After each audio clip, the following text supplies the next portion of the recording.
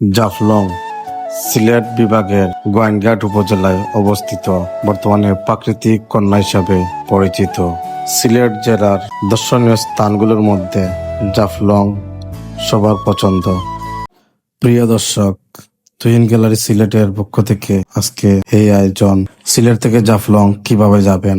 বাংলাদেশের যে কোনো প্রান্ত থেকে আপনি ফার্স্ট অফ অল সিলেটে আসতে হবে, আর সিলেটে এসে আর খামিলান থেকে আপনি আসতে হবে সুবানীঘাট। এখান থেকে আপনি যাতায়াত করে যেতে পারবেন যদি আপনি লোকাল গাড়ি দিয়ে যেতে চান। সিলেট থেকে 150 টাকা করে নিবে গেট লোক গাড়ি।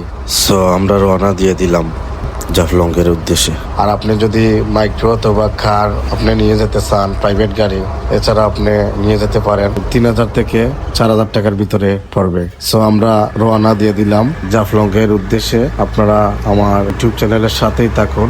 তো বন্ধুরা, আমরা জাফলং এর খুব কাছাকাছি চলেই আসছি, সাথেই থাকুন আপনারা। আসসালামু আলাইকুম এভরিওয়ান।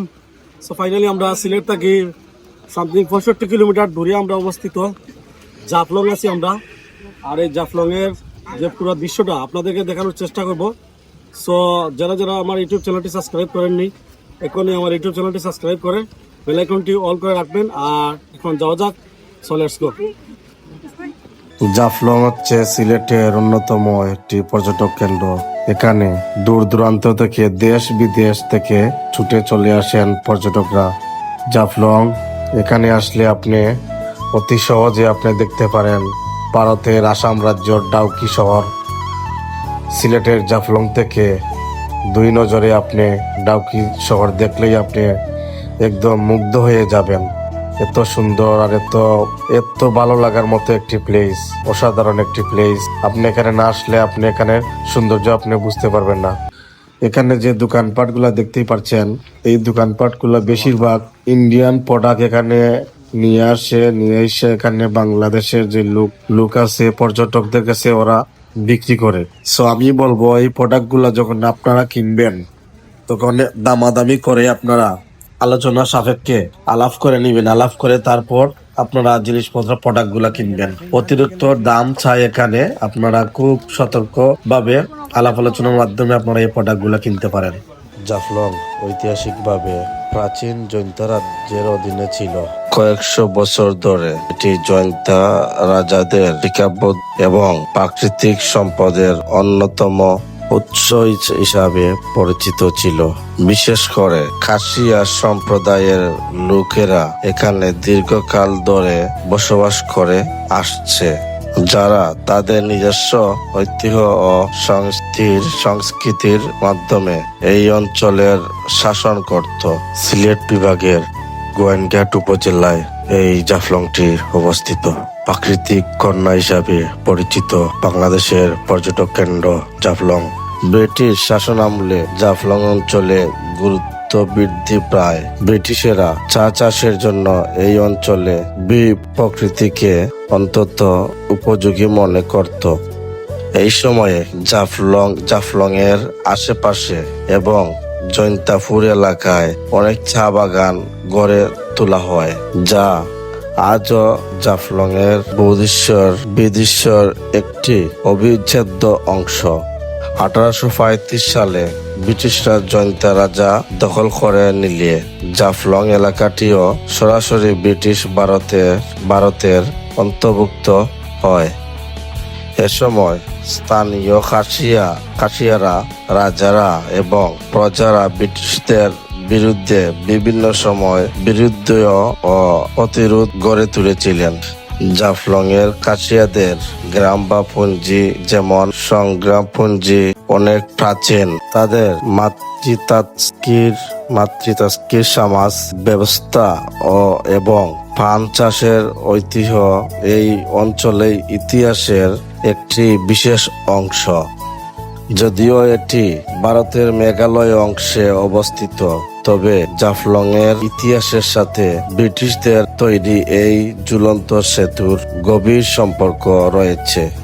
1932 সালে নির্মিত এই সেতুটি জাফলং সীমান্ত দিয়ে সীমান্ত বাণিজ্যের পথ উন্মুক্ত করে দেয়। ইতিহাসে দীর্ঘ সময় ধরে পিয়াইন নদীর স্রোতে ভেসে আসা পাথর এই অঞ্চলের মানুষের জীবিকার প্রধান উৎস হয়ে ওঠে।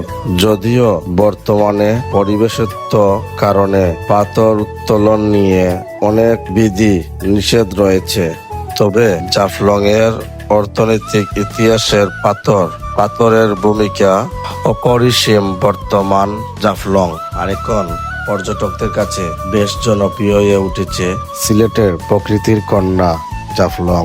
বর্তমানে জাফলং বাংলাদেশের অন্যতম প্রধান পর্যটক কেন্দ্র হিসাবে পরিচিত।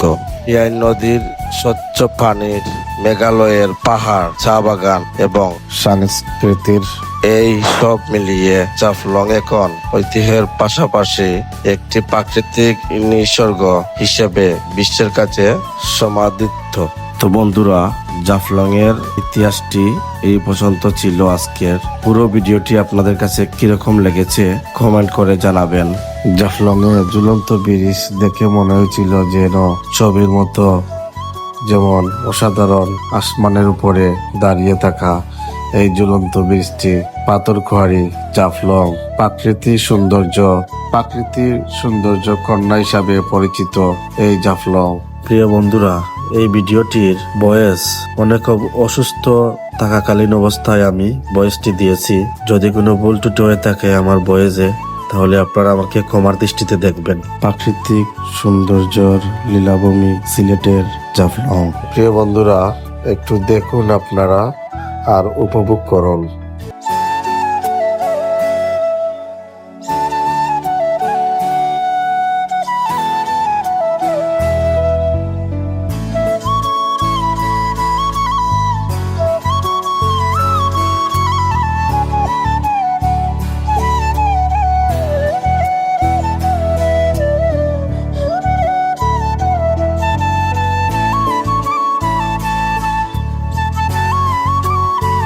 মামা গুড়া তুটলে কয় টাকা? 20 টাকা।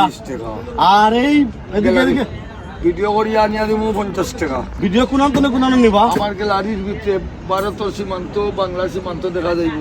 আচ্ছা আমার পাশে থাকিয়া। আচ্ছা, তো সব ইয়ার্স শুনতেই পারছেন এই মামার মুখ থেকে। এই গুড়াদি নিয়ে এদিক সেদিক ঘুরাইবে 50 টাকা।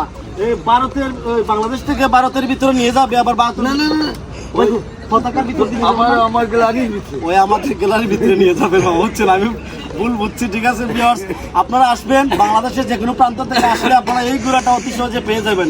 আর গুড়া আছে নাকি? না, আপনার একটাই আছে। তাহলে তো আপনি লালে লাল মামা।